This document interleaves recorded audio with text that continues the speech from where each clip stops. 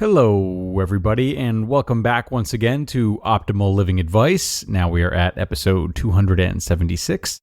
I'm Greg Audino, your host, and welcome to the show on which I take your questions about whatever it is that you're struggling with, offer support, and hopefully some new ways of approaching or assessing your situation as well. Now, the question we'll be looking at today is a pretty unique one. Introversion and extroversion. Can we switch back and forth or from one to the other? Now, surely introversion and extroversion come up a lot throughout the network, especially in the other show I host, Optimal Relationships Daily. And today, we're going to look at them a bit more deeply and give them the attention that I feel they deserve. So let's check out this question in full, do our best to help out, and start optimizing your life. Is it possible for an introvert to turn into an extrovert? I ask for myself, but I'm curious about the other way around too. The pandemic really helped me thrive in my natural introversion, but it might have softened me up at the same time. I'm back at the office now, newly promoted, and have to talk with a lot more people. On top of that, my daughter is now in elementary school, and I'm talking more than ever with faculty, friends' parents, and everyone else under the sun, it seems like. I can do the hustle of inside the house, but the other stuff just feels like drowning.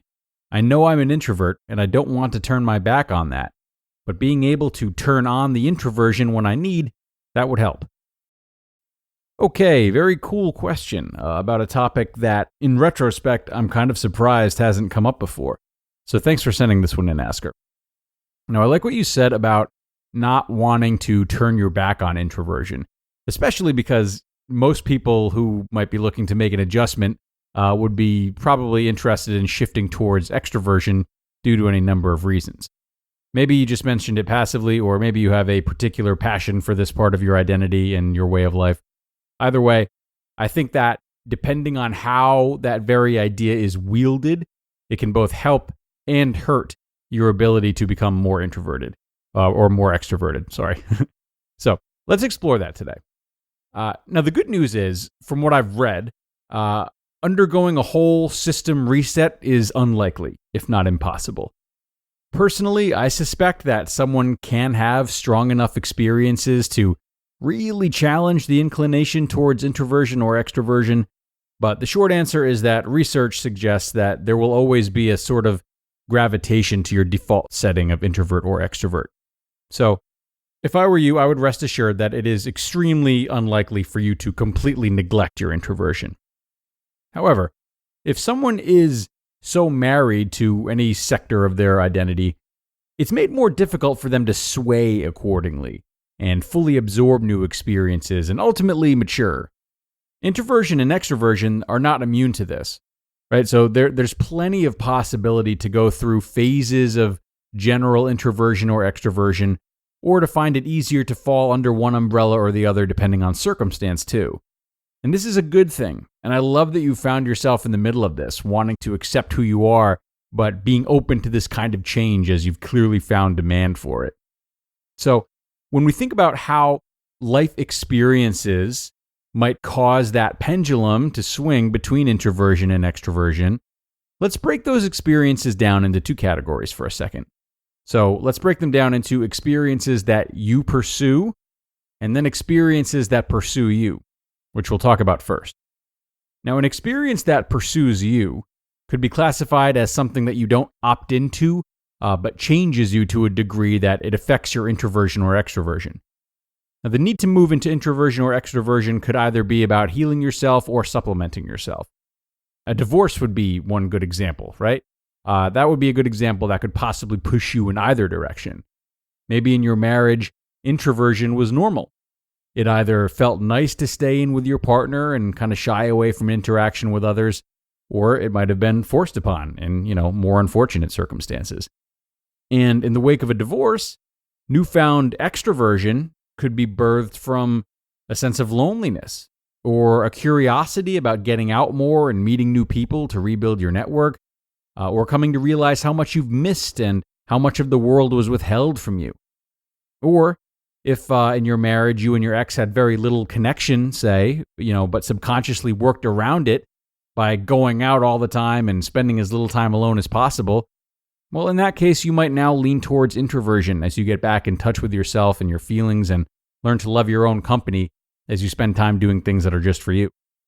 So, regardless of whatever amount of introversion or extroversion you were born into, these strong experiences can cause you to derive legitimate pleasure from doing the opposite. And if the opposite is repeated enough, it can saturate your life in many more areas than the one that initially caused the change, which in the case of this example would have been, marriage and relationships. Now, for example, I'm naturally pretty extroverted. There are definitely shades of introversion, but more extroverted overall.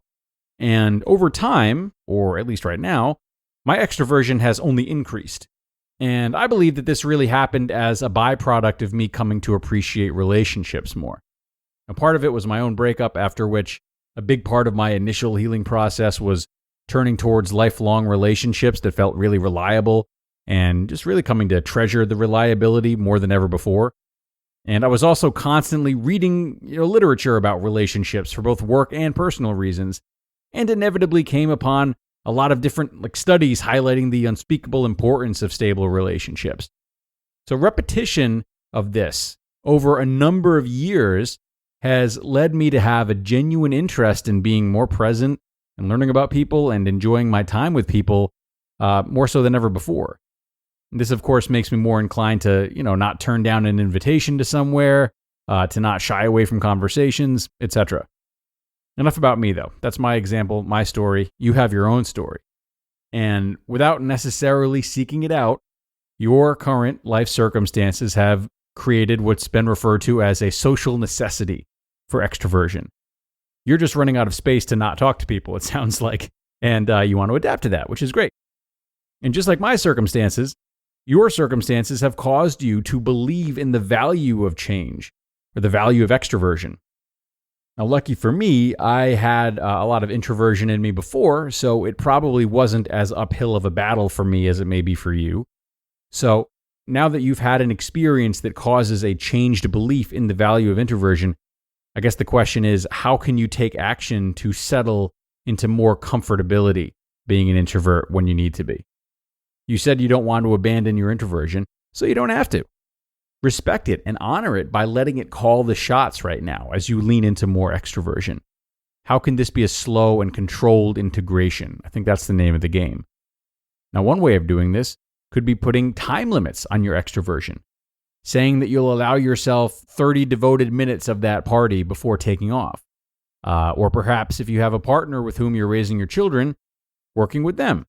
So if there are regular parent-teacher conferences, for example, can you alternate which one of you attends instead of both going, while the other one stays home and does something else that's important for the house or the family? Creating firm but fair boundaries that test the waters can be a great start. Now, your introverted self might also appreciate initiating like a warm-up and wind-down routine in the face of big social events. Can you create a before and after ritual that will maybe help ease the transition? Say swimming relaxes you. If swimming relaxes you, you can maybe commit to 10 minutes of pool time before and after those particularly challenging outings. You may even find it beneficial to bring a piece of your introverted self to the time and place that calls for your extroversion. So if there's an object that grounds you and can be kept on your person, it might be soothing to do just that. Bringing a book that you're enjoying reading, or a packet of your favorite tea, or a stress ball.